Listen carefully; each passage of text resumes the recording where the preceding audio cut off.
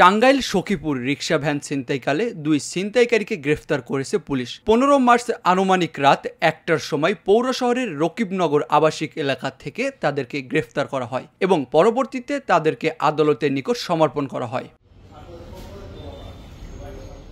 গ্রেপ্তারকৃতরা হলেন সখীপুর উপজেলার কালিদাস ফুলঝুরি পাড়ার আব্দুল কাদের মিয়ার ছেলে মনির হোসেন ও গড়গোবিন্দপুর গ্রামের বক্তার আলীর ছেলে খোকন মিয়া।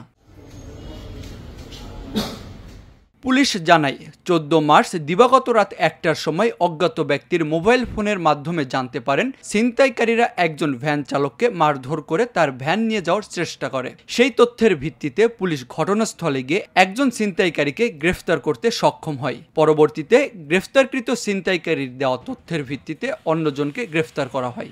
রাত 12টার সময় হঠাৎ আমাকে একজন মেসেজ করলো যে আজমত নামে একজন ভ্যান চালককে কে বা কারা ভ্যান ছিনতাই করার চেষ্টা করছে এবং আজমতকে মাথায় মেরে আহত করেছে। সে এখন সখীপুর হাসপাতালে ভর্তি। এই তথ্য পেয়ে আমি আমার নাইট কিলো 6 অফিসার তামজিদ মোমেন তনয় সাব ইন্সপেক্টর তাকে পাঠালাম। পেশেন্টকে দেখতে গেল সে হাসপাতালে। পেশেন্টের মুখে তথ্য নিয়ে সে 2 জন আসামিকে ধরে নিয়ে আসছে, যাদের একজনের নাম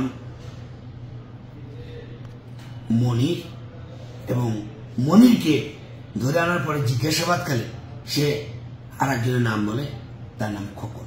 আমরা এই 2 জনকেই রাতের মধ্যে গ্রেপ্তার করতে সক্ষম হই। এ বিষয়ে দ্রুত বিচার আইনে নিয়মিত মামলা নিয়ে খোকন এবং মনিরকে বিজ্ঞ আদালতে প্রেরণ করা হয়েছে।